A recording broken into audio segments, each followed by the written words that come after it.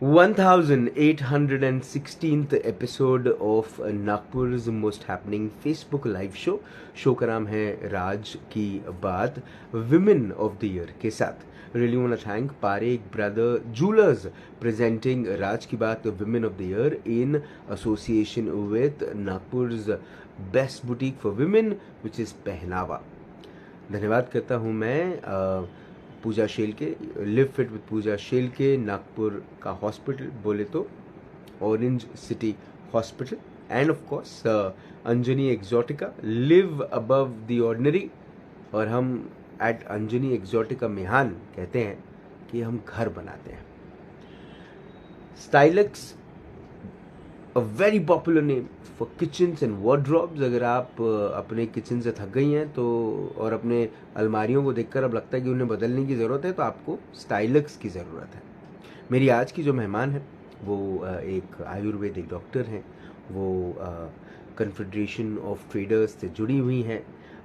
हर महीने एक कोशिश करती हैं कि महिलाओं के जीवन में और महिलाओं के जीवन में कुछ ऐसा करें जिससे उनकी ज़िंदगी में कुछ नया सीखने को मिले और उससे उनकी ज़िंदगी में कुछ खुशियाँ भी आएँ. वो कुछ टैलेंट सीखें, कुछ काम सीखें. विदर्भ साहित्य सम्मेलन के साथ जुड़ी हुई हैं कई वर्षों से और उनका सप्तरंग नाम का ये कार्यक्रम चलाते हैं. मेरे साथ इस वक्त है आदरणीय doctor Swarnima Sinha ma'am. Ma'am नमस्कार. नमस्ते मैम, स्वागत आपका राज की बात में. नमस्ते सबका. मैम, सबसे पहले तो ये कि दुनिया का सबसे अच्छा कोल्ड कॉफ़ी आप बनाती हैं उसके लिए आपको बहुत बहुत बधाई है ना. Thank you. ऐसा कुछ भी नहीं है, बच्चों के साथ खिलाते पिलाते वही है जी. मैम, वर्मा साहब की बेटी है ना, वर्मा साहब की सुपुत्री से हम आपकी कहानी की शुरुआत करते हैं. बताइए मैम, कहाँ जन्म हुआ, किस किस्म का बचपन, किस किस्म का जीवन अब तक रहा है. मेरे पापा बोकारो सिटी में नौकरी करते थे. मेरा जन्म झारखंड में हुआ और मैं वहीं पढ़ी लिखी बड़ी हुई. लेकिन जब मैं स्कूल में थी तो अपने स्कूल की मैं कैप्टन थी और रेड क्रॉस और इसकी एनसीसी की मैं लीडर रही हुई हूँ. और एक समय ऐसा था कि हमारे गवर्नर आए थे तो उनको प्राइज़ भी मैं ये स्वागत भी की थी और उनसे प्राइज़ भी मैं ली थी. गवर्नर थे बरुआ. और धीरे धीरे बड़ी होती गई, पढ़ाई होता रहा और मैं पॉलिटिकल साइंस में एमए की और मेरी शादी हो गई विजय कुमार सिन्हा से जो कोल इंडिया में इंजीनियर थे. और बगल पड़ोस में मेरे पापा को दामाद मिला तो शादी कर दिए. मेरा ससुराल धनबाद में है. मैम, जब छोटी थी तब क्या सपने थे, क्या बनना था, क्या करना था? एक बच्चों का होता है ना, तो कभी कभी मेरे को शौक लगता था कि मैं टीचर बनूं. जी. तो ये मेरा था, लेकिन ऐसा कुछ नहीं था. डॉक्टर बनने का था जी. डॉक्टर के लिए मेरे को जो साइंस में एडमिशन लेना था वो भी गया जी. पापा मेरे को हॉस्टल में ले जाने के लिए जिस दिन लेके जा रहे थे उस दिन सुबह सुबह तैयारी पूरी हो चुकी थी. पापा मेरे बोले कि आज तो तुम जा रही है. मेरा भी गला रूंध गया और मैं रोने लगी. पापा मैं नहीं जाऊंगी. पापा भी रोने लगे और उसके बाद हमारा सपना ही टूट गया डॉक्टर बनने का. लेकिन मैं जी आज से पढ़ के निकल गई. लेकिन फिर आपके नाम के सामने जो डॉक्टर लगाते हैं ये कब हुआ? ये तो बहुत लंबी कहानी है वहाँ तक पहुँचने की. मेरी शादी हो गई, मैं रांची में मेरी पोस्टिंग हुई जी. और मैं अपने सर्विस पे चली गई. वहाँ पर मैं पहले एमबीए कर रही थी. मेरे हस्बैंड नहीं चाहते थे कि तुम जेंट्स लोग के बीच में काम करो जी. तो मुझे वो छोड़ना पड़ा जी. और छोड़ के फिर मैं क्या करूं, घर में तो हाउसवाइफ बन के हूँ, लेकिन मेरे सास को बोली कि कुछ तो करना चाहिए. और उनकी मेरे हस्बैंड की बहन डॉक्टर है जी. नतीजा मेरी सास को भी हमेशा लगता था, मेरी मदर इन लॉ को, कि कुछ करो तुम लोग जी, घर में नहीं बैठो. तो वो मेरे हस्बैंड को बताई कि इसको शौक है पार्लर का, इसको पार्लर का कोर्स कराओ जी. और मेरे हस्बैंड पार्लर का कोर्स करवाए और मैं पार्लर खोली. वहाँ 5 साल में पार्लर चलाई. उस बीच में मेरे दोनों बच्चे हो गए थे, छोटा वाला भी बेटा हो गया था मेरा जी। उसके बाद क्या हुआ कि ये पार्लर में भी मैंने 4-5 स्टूडेंट तैयार किए जो आज इंडिया लेवल में सब पार्लर चला रही है और बड़े लेवल पे चला रही है जी। लेकिन मेरे को पार्लर का दुकान बंद करना पड़ा। वैसे की बात, मेरे हस्बैंड की ट्रांसफर हो गई कलकत्ता जी। और कलकत्ता जाने के बाद मेरे हस्बैंड जिद में अड़ गए कि नहीं, पार्लर नहीं चलाना है। चलो भाई, पति देव जो बोले आगे बढ़ो, पति देव भव जी। उसके बाद मैं बच्चों के एडमिशन के लिए गई, वहाँ पर प्रिंसिपल थे, बोले कि मैडम आपकी हिंदी बड़ी अच्छी है, आप मेरे यहाँ पढ़ाइए जी। मैं बोली मैं आपके यहाँ हिंदी कैसे पढ़ाऊंगी। सो मैं पॉलिटिकल साइंस में एमए की हुई हूँ, हिंदी तो पढ़ा ही नहीं पाऊंगी, और वो भी सीनियर क्लासेस को 9, 10, 11, 12 के बच्चों को पढ़ाना आसान थोड़ी है। बिल्कुल सही बात। और भी बोर्ड का है। हाँ। तो बोले नहीं, आप कर लीजिएगा, आप में वो चीज मैं देख रहा हूँ। फिर मैं बोली नहीं, फिर भी मैं नहीं करूंगी, क्योंकि मेरा बेटा जो है वो 3 साल का है, मेरा बच्चा जी, छोटा वाला जी, ये जो अभी आप मिले जी।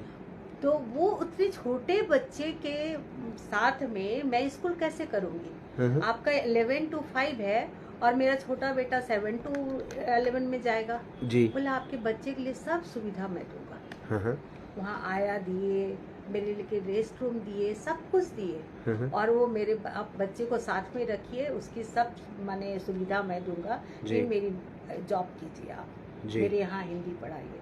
मेरे हस्बैंड अड़ गए जीत में कि नहीं, तुम ज्वाइन कर लो, इतना अच्छा अपॉर्चुनिटी कोई छोड़ता है क्या जी। और मैं ज्वाइन कर ली। और ये मेरे छोटे बेटे को सच में एक आया और प्रिंसिपल दिए थे जी। और इसका केयर होता था, लेकिन फिर भी स्कूल तो दिन भर बेचारा परेशान हो ही जाता था जी। और दिन भर वो सुबह 11 बजे से 5 बजे तक मेरे साथ स्कूल में ही रहता था ये छोटा लड़का। वैसे 5 साल की नौकरी करने के बाद ये सीनियर स्कूल में गया, तब फिर इसका मेरे साथ की मैंने स्कूल होने लगा जी। और मैं इस तरह 18 साल की लंबी जर्नी स्कूल में बिताई।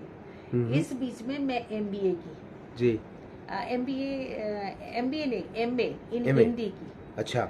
उसके बाद बीएड की, क्योंकि बीएड भी नहीं था ना मेरा जी, तो मैं बीएड की, एमए की हिंदी, तो मेरा डबल एमए हो गया जी। इसी बीच बच्चों को पढ़ाने जाती थी, तो वहाँ कलकत्ता यूनिवर्सिटी के कॉरेस्पोंडेंस कोर्स था जी। इसका होम्योपैथी का, बीएचएमएस का, मैं वहाँ ज्वाइन कर ली कि बच्चों को छोड़ने जाती ही हूँ, साथ में ये भी करते जाऊंगी, तो वो भी मैं कर ली जी। तो बीएचएमएस भी मेरा हो गया, लेकिन उसके लाइसेंस में मंगवाई नहीं, क्योंकि मैं स्कूल की ये थी, बोर्ड की एग्जामिनर भी रही हूँ जी।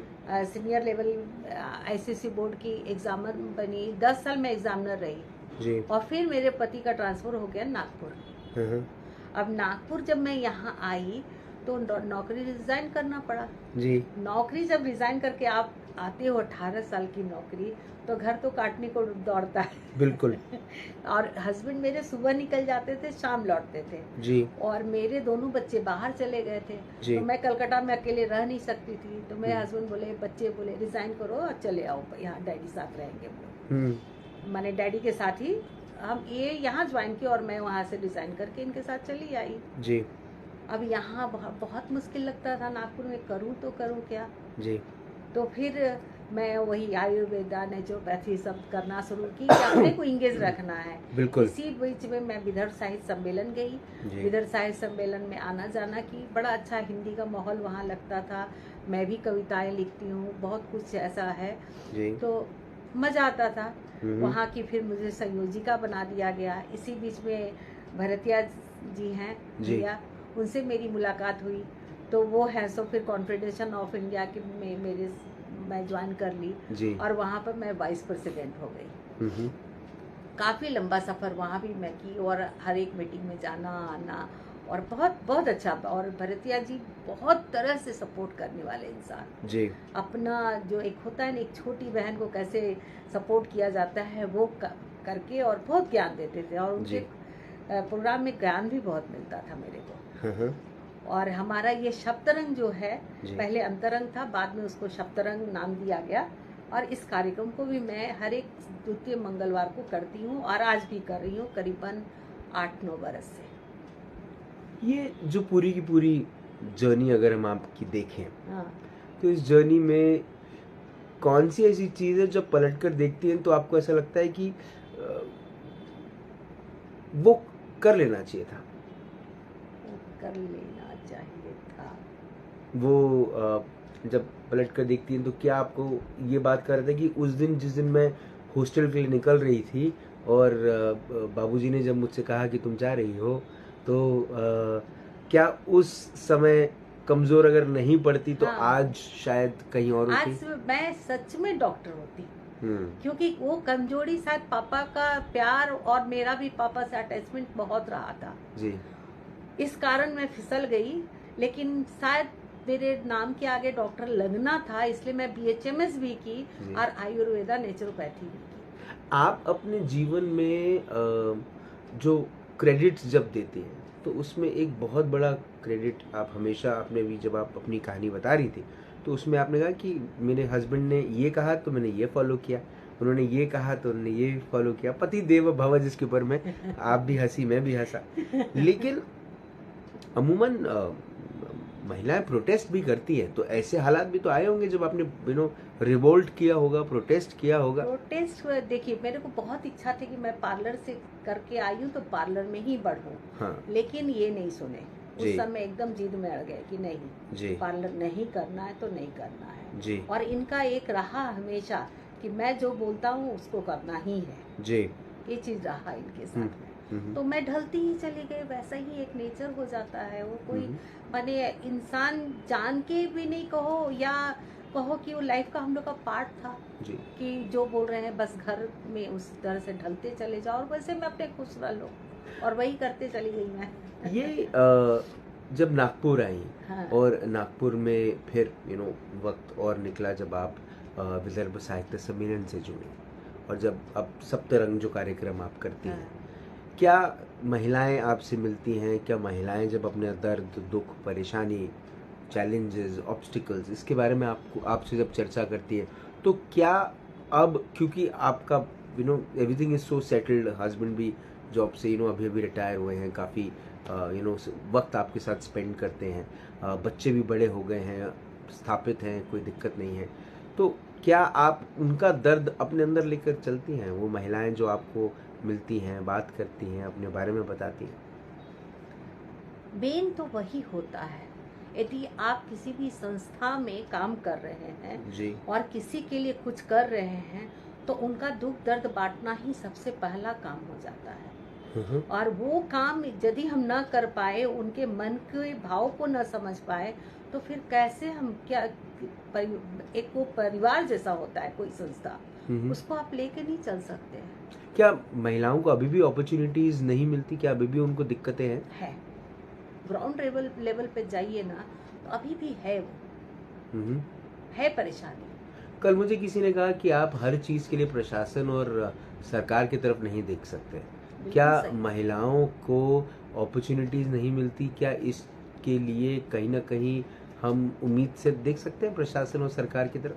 देखिए, प्रशासन और सरकार बहुत कुछ भी कर रही है, लेकिन जो आपका घरेलू दायरा है वहाँ पर से आपको सपोर्ट महिलाओं को मिलना बहुत जरूरी है जी।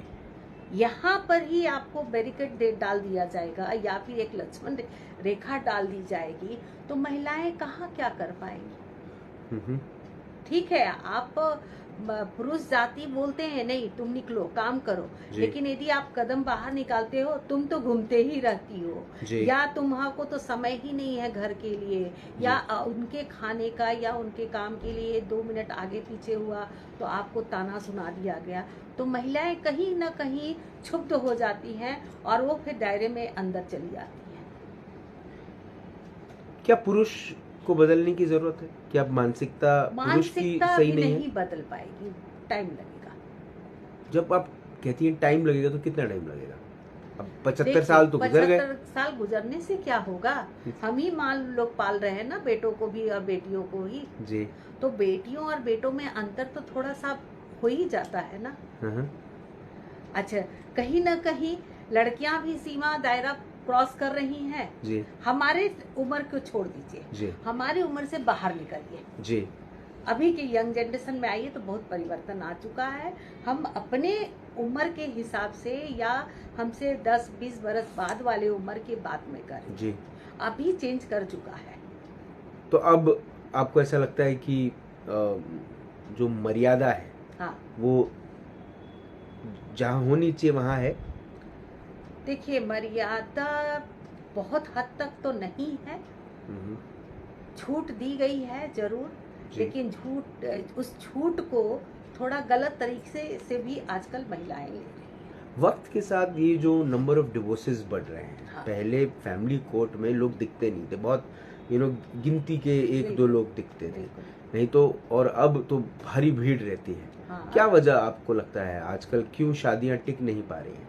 देखिए, दो मेंटेलिटी थी। भारतीय मेंटेलिटी क्या थी जी, कहीं लड़की थोड़ा सा दबकर चलती थी, लड़के थोड़े से अप चलते थे। ये यहाँ का बेसिक जो खून का देन है वो है जी।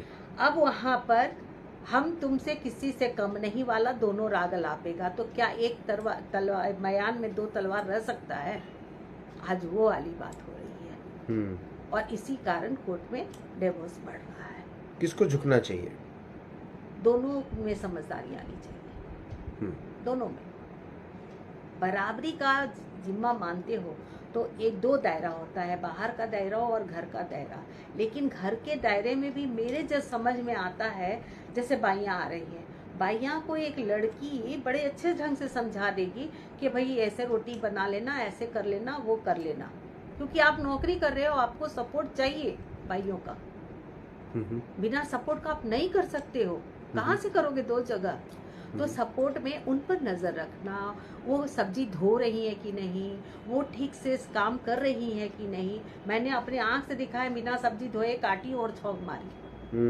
तो ये हेल्थ पर किसको जा रहा? आप ही दोनों को ना, इसको तो नजर लगाना होगा ना। अगर तो आप कैमरा लगा के देखो, चाहे आप उन पर नजर रखो, हर जगह सीसीटीवी लगा दो, ऊपर वाला सब देख रहा है, ऊपर वाला देख रहा है। नहीं कर रही है, आज की कुछ स्मार्ट गर्ल कर रही है, मैंने देखा है। मेरे बड़ा बेटा जो है वो ये है बार्कलेस में वाइस प्रेसिडेंट है जी, तो वो है सो उसकी फ्रेंड की वाइफ को देखे, वो ऑफिस से ही बेटा को बोलेगी बेटू, तो वो मिरर कैमरे के तरफ मम्मा मम्मा बोलते, और वहीं से वो मॉनिटरिंग करते रहते कि तू सब्जी इतना धो, दाल इतना धो, चिल्लाती रहती है। मेरे को बड़ा अच्छा लगा कि हाँ बहुत सही है, मॉनिटर हो रहा है सब कुछ। वक्त के साथ एक चीज और देखी जा रही है कि महिलाएं या लड़कियां, यंग लड़कियां को कंसीव करने में भी काफी दिक्कतें जा रही है, पीसीओडी जैसी तकलीफें बढ़ती जा रही हैं। अब चाइल्ड अडॉप्शन, ये एक समाज के सामने में एक बहुत बड़ा सवाल, हमेशा सवाल जैसा ही खड़ा हुआ है कि क्या आप एक बच्चे को अडॉप्ट करेंगे क्या? आप क्या सोचती हैं चाइल्ड अडॉप्शन के बारे में? देखिए, आप यदि फिजिकल नहीं आप माने कर सक रहे हैं तो अडॉप्ट कर लेना ज़्यादा बेटर है। आपके सोनेपन को तो खाली को भरेगा वो जी, और आप खुद जब आप नहीं ला सक रहे हैं तो किसी एक जीवन का तो कल्याण हो जाएगा जी। तो ये कोई खराब चीज नहीं है, करना चाहिए, उसको एकदम माने सहर्ष अपना लेना चाहिए। यदि दोनों में किसी एक को तकलीफ है तो आजकल जो आया है सिस्टम, IVF सब आया है सिस्टम, उससे भी आप बच्चे ला सकते हो। हाँ, लेकिन अगर फॉर एग्जांपल नहीं ही हो पा रहा है तो क्या चाइल्ड अडॉप्शन, दोनों के प्रॉब्लम से नहीं हो पा रहा है तब तो आप अडॉप्शन ही सबसे बेस्ट है। और दूसरा ये भी कि 150 करोड़ हो गए, अभी और कितने करोड़ होंगे? नहीं, एक तो रखना चाहिए, एक तो रखना चाहिए। मैंने 2-3 बच्चों को देखा है जो डिसाइड कर लिया कि नहीं मेरे को नहीं लाना है, खाना पीना है, अपने जीवन को यहीं पर ये होगा, स्टॉप लगाना है, और बच्चे नहीं, मैंने चाहिए ही नहीं मेरे को। ऐसे भी मैंने देखे हैं लोगों को, मेरे को सही नहीं लगता है ये। आप confederation of all India traders association से जुड़ी हुई हैं, वाइस प्रेसिडेंट हैं आप। क्या है हालात ट्रेडर्स के, क्या है मानसिकता, कितने खुश हैं अपने काम से? देखिए, काम से तो खुश है, लेकिन थोड़ी महंगाई लेके तो परेशानी है ही है। और पहले माने परेशानी है, बहुत कुछ ऐसे मुद्दे हैं जिन पर सुधार चाहिए। GST लेके तो बहुत ही प्रॉब्लम आया, और जीएसटी जो एक्चुअल में हमारे यहाँ आया उसमें इतनी सारी खामियां हैं कि उस खामियों के साथ में जो टैक्स का है उसमें बहुत प्रॉब्लम झेलना पड़ा बिजनेसमैन लोगों को, सारे लोगों को झेलना पड़ा। तो गवर्नमेंट कहीं ना कहीं हमारी उम्मीद से थोड़ा इसको अच्छे ढंग से और करना चाहिए और इसमें माने टैक्स के जो सिस्टम को है उसमें सुधार तो बहुत अच्छे से होना चाहिए। जिस तरह से आज हमारा पेटीएम मेरे को लगता है कि एक गली कूचे तक काम कर रहा है और वर्ल्ड के लिए एक आइडल बन गया है, तो शायद हमारे यहाँ इतना टैलेंट है कि हमारे ये जो जीएसटी का सिस्टम है उसका जो सॉफ्टवेयर तैयार करने वाले लोग हैं उस पर काम करना चाहिए हमारा जीएसटी डिपार्टमेंट और सॉफ्टवेयर डिपार्टमेंट में। क्या जो नीतियां हैं सरकार द्वारा प्रायोजित जो नीतियां होती हैं ट्रेडर्स के लिए, क्या वो इस वक्त जो नीतियां हैं क्या वो ट्रेडर्स के हित में है या अब वक्त है कि नई नीतियों को इंट्रोड्यूस करना चाहिए? देखिए, कुछ तो हक में है, कुछ में चेंजिंग आनी चाहिए। और सबसे बड़ी चीज है कि भारत जो है ना, ये भारत में तुम डाल डाल तो हम पात पात वाली बात है जी। हर चीज में लोग अपना गलत तरीका भी ढूंढ लेते हैं, चाहे सरकार के तरफ से हो चाहे अपने व्यापार के तरफ से हो जी। वो चीज जो है ना, वो नीतियों की जब बदलाव आ जाएगी, असल जो मुद्दा वहाँ होता है तो सब कुछ धीरे धीरे ठीक हो जाएगा। पहले के तुलना में तो हमारी उम्मीद से अभी बहुत सुधार आया है, लेकिन है अभी भी बहुत परेशानी है जिसमें चाहिए। एक शौक आपका रहा है कविता लिखने का, क्या कभी सोचा है कि कुछ कविताओं को इकट्ठा करके एक किताब? बिल्कुल, बहुत जल्दी मेरी किताब आने वाली है। चलिए, अच्छा चलिए, ये खुलासा हो गया आज, है ना? बहुत जल्दी आने वाली है। आयुर्वेद से जुड़ी हैं आप। जिस तरह से हम देख रहे हैं कि एलोपैथी का एक अलग मार्केट है, मैं मार्केट ही बोलूंगा उसको क्योंकि मार्केट ही है, बहुत बड़ा मार्केट है। और फार्मास्यूटिकल कंपनीज जो जिस किस्म से ऑफर करती हैं डॉक्टर्स को अपनी दवाइयों को प्रिस्क्राइब करने के लिए, और उसके बाद फिर trip to Dubai, trip to Switzerland और न जाने क्या क्या चीज़ें, वहाँ पर आयुर्वेद अपना दम घुटता दिख रहा है क्या? मेरे को मालूम है आप आयुर्वेद की फ्लैग बैरियर हैं, आप आयुर्वेद के नहीं, आप बहुत सही बात बोल रहे हैं जी। क्विक रिलीफ को हर इंसान समझता है जी, और टाइम टेकिंग जहाँ होती है, आयुर्वेद है धीरे धीरे रे मना धीरे सब कुछ होए, माली सींचे 100 घड़ा ऋतु आए फल होए जी, वो वाली बात है। आप कोई चीज को भी ले रहे हैं तो धीरे धीरे उसका रिजल्ट मिलेगा। इतना पेशेंस आज के जमाने में लोगों में नहीं है जी। उनको चाहिए तुरंत रिलीफ। और सच माने में कहा जाए तो आयुर्वेद जो है वो आपको तुरंत रिलीफ नहीं देता है, कहीं कहीं हमको एलोपैथ का सहारा लेना ही चाहिए जी। उसके बिना काम भी नहीं चलना है। अब जैसे लूज मोशन हो रहा है या फिर सडनली कुछ ऐसा वायरल फीवर है या फिर निमोनिया है, ऐसे जगह में मेरे को एलोपैथ का सहारा लेना होगा। आयुर्वेद को यदि हम अपने नेचुरोपैथी लाइफ सिस्टम से जोड़ ले तो ये ज्यादा अच्छा रहेगा, क्योंकि हम लाइफ सिस्टम को ठीक करते हैं तो लॉन्ग रेंज में आज जो हम बीमार पड़े नहीं पड़ेंगे। नहीं, लेकिन ये किस किस्म का ढकोसलापन है कि वेस्ट में यूरोप ने या यूरोपियन जो कंट्रीज है वहाँ पर यूरोपियन, उन्होंने आयुर्वेद को एक्सेप्ट कर लिया है बिल्कुल, और वो अपने रेगुलर लाइफ में आयुर्वेद को अप्लाई करते हैं, उसका एप्लीकेशन बहुत स्ट्रांग है। लेकिन हम जिन्होंने आविष्कार किया, जन्म दिया है ना, बिल्कुल वो वही अपने ही चीजों को नजरअंदाज करते जा रहे हैं। क्या हम खुद ही इतने डिमीन कर रहे हैं आयुर्वेद को? एकदम 100%। क्योंकि एक चीज आप देखें, आज के डेट में देखिए, बाहर आप देखिएगा तो हमारे हिंदू पूजा धर्म को कितना प्रचार और प्रसार मिल रहा है जी। और वही हमारे यहाँ बच्चे ऐसे मंदिर में प्रणाम करने से भी छिटक के भाग जा रहे हैं जी। ये कैसे? यहाँ की धरती, यहाँ की चीज बाहर में फल फूल रहा है और यहीं पर वो मरा सा पड़ा हुआ है जी। ठीक आयुर्वेद का भी वही है। एलिजाबेथ ये जो ये है शहनाज हुसैन, उनको बुलाती थी, उनसे ट्रीटमेंट लेती थी। शहनाज हुसैन में कितना था।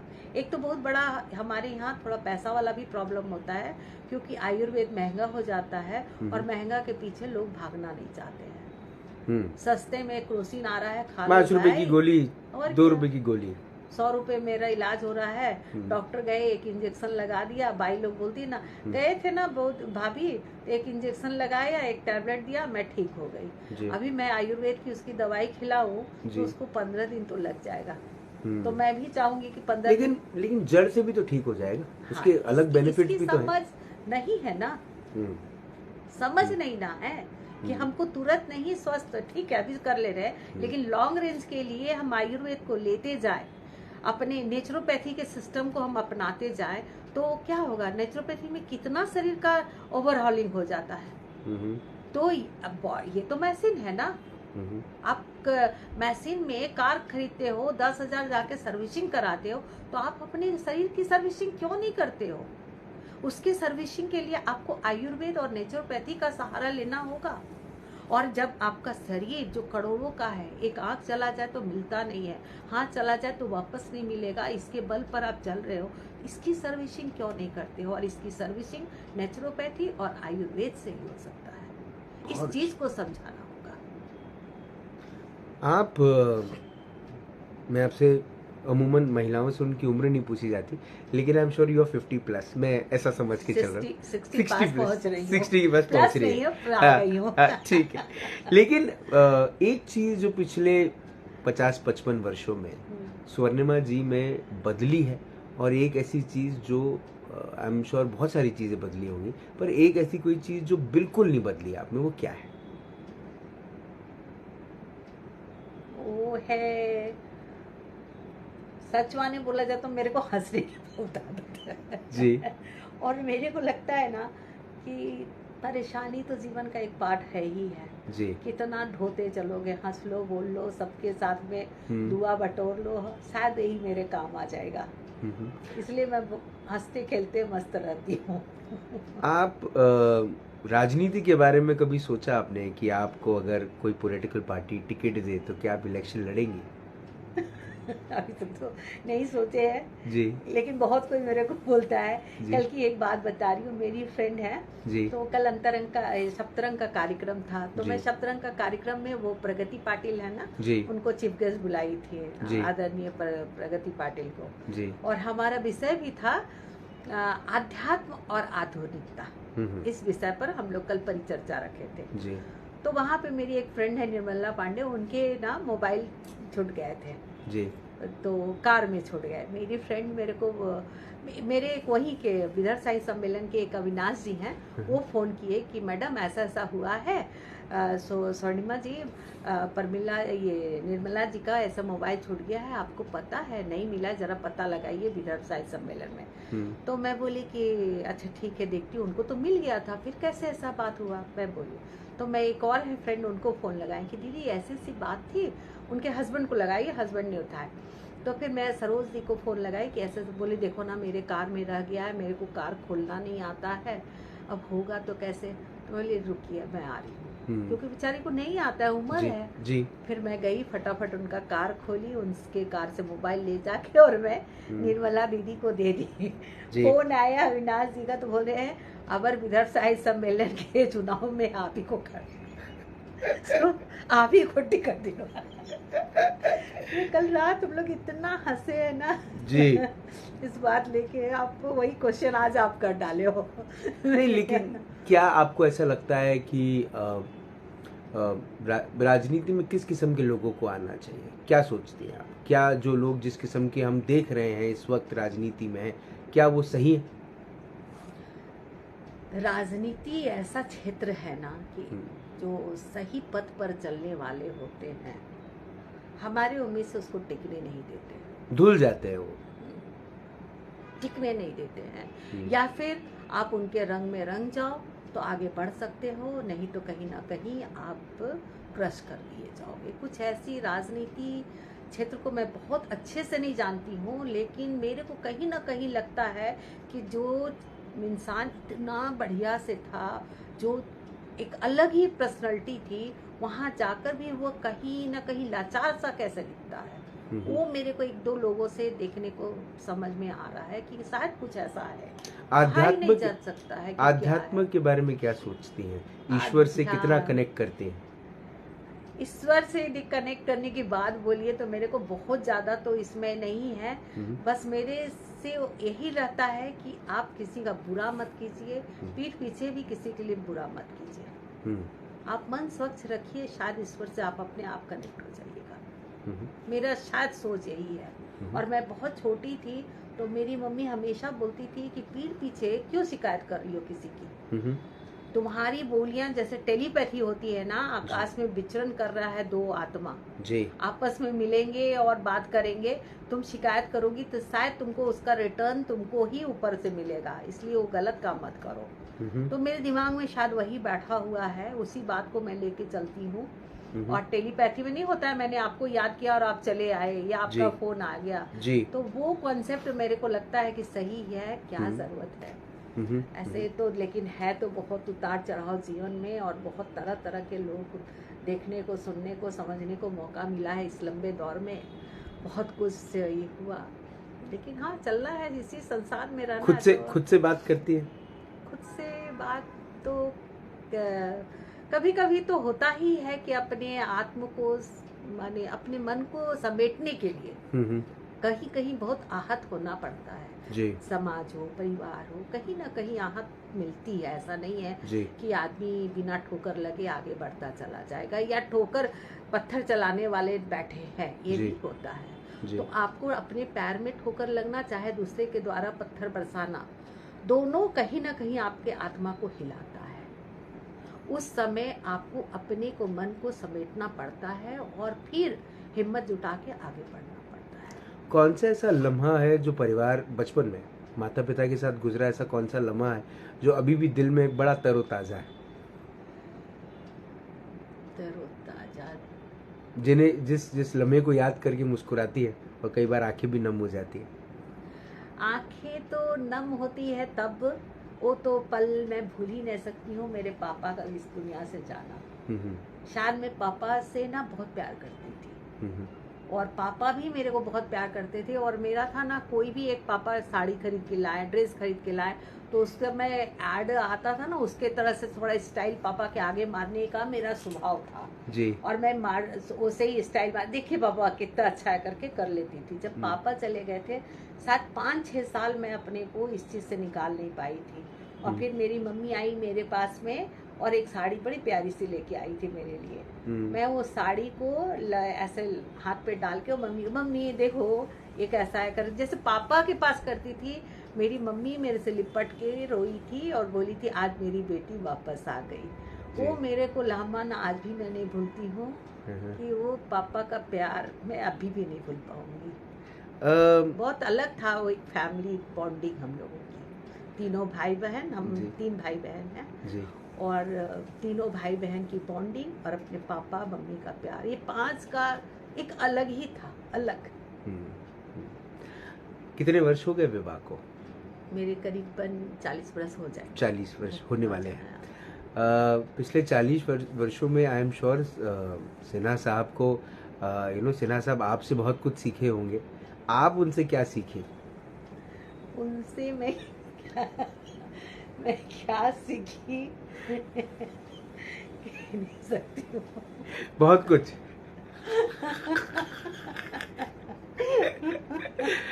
वो मेरे से क्या सीखी ये भी मैं नहीं कर सकती।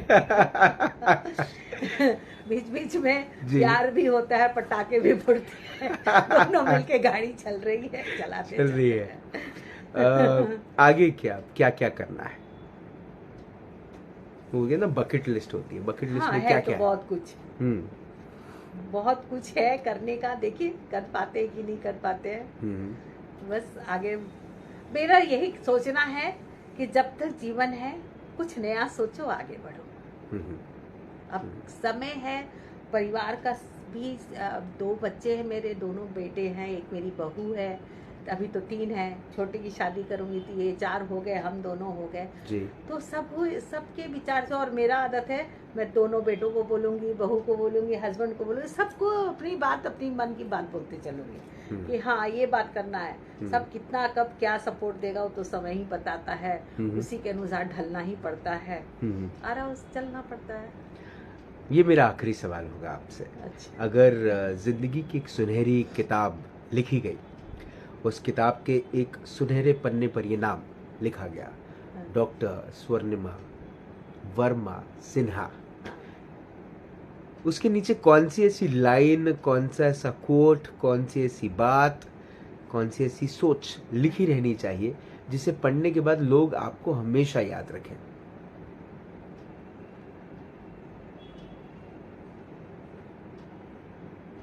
जीवन जब तक है तब तक हर कल नया है, उसको समझो और आगे बढ़ो, पीछे को से सीखो और आगे बढ़ते चले जाओ। बस कोशिश यही करो कि कल को याद करके अपने आप को परेशान मत करो। हाँ, वो जा चुका है और लौट नहीं पाएगा। उसके साथ बहुत सारी चीजें ऐसी होगी जो आपको दुख भी दे जाएगा जी, और खुशी भी दे जाएगा। ना हम दुख को लौटा सकेंगे ना खुशी को लौटा पाएंगे, तो नए पल को ही खुशहालियों से भरे उसका काम करें ना। स्वर्णिमा जी, आप जिस तरह से आप कोल्ड कॉफ़ी बनाती हैं, जिसमें थोड़ा सा दूध है, थोड़ी सी शक्कर है, थोड़ी सी कॉफ़ी है और थोड़ी सी ग्राइंडर की मेहनत है, मिक्सर की मेहनत है ना? और उसी तरह से मुझे ऐसा लगता है कि आपने अपने जीवन को भी बिल्कुल एक कोल्ड कॉफ़ी जैसे बना के रखा है ना? और उसमें सबसे खूबसूरत बात जो है वो है जब वो है आपकी हंसी, वो है आपके ठहाके जो आप लगाती हैं।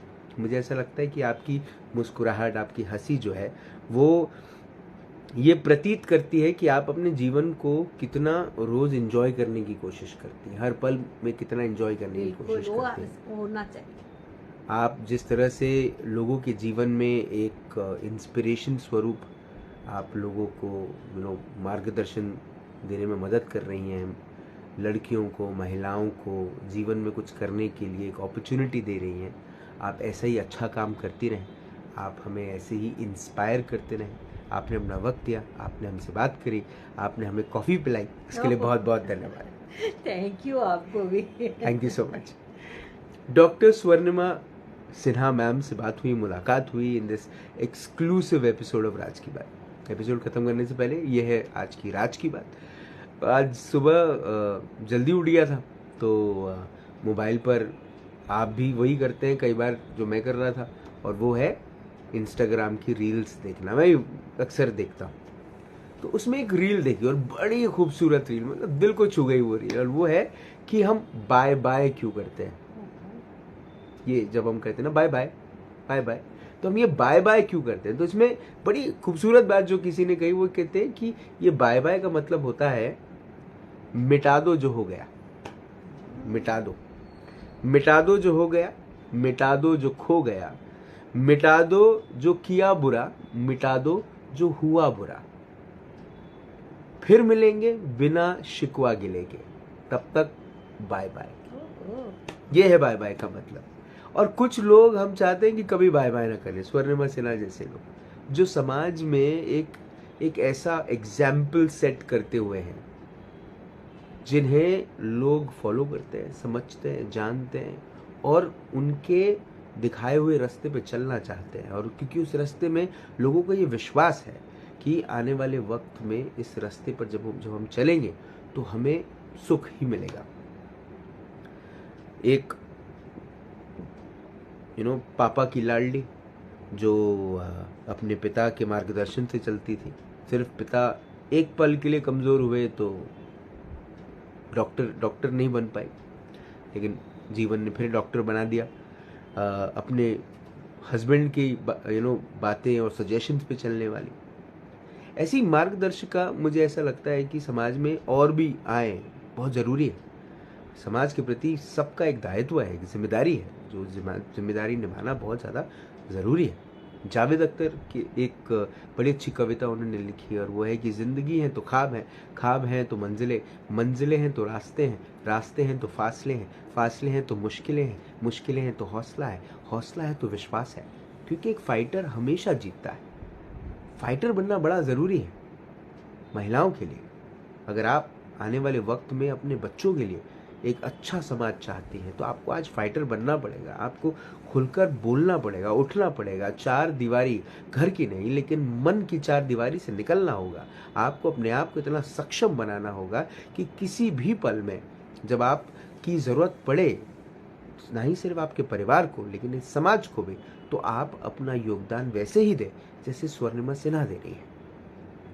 आपसे फिर होगी मुलाकात इन राज की बात। तब तक आप अपना ध्यान रखें, सुरक्षित रहें, स्वच्छ रहें, स्वस्थ रहें, मस्त रहें, खुश रहें, व्यस्त रहें, परिवार के साथ एक अच्छा वक्त बिताएं। और अगर आपके परिवार में एक छोटी सी बिटिया है जो अपने पिता की छोटी सी उंगली को पकड़ कर चलती है, अपने पिता के दिखाए हुए रास्ते पर चलना गौरवव्रत महसूस करने वाली बात समझती है, तो समझिए वो डॉक्टर स्वर्णिमा सिन्हा बन रही है। जिंदा रहें। जय हिंद।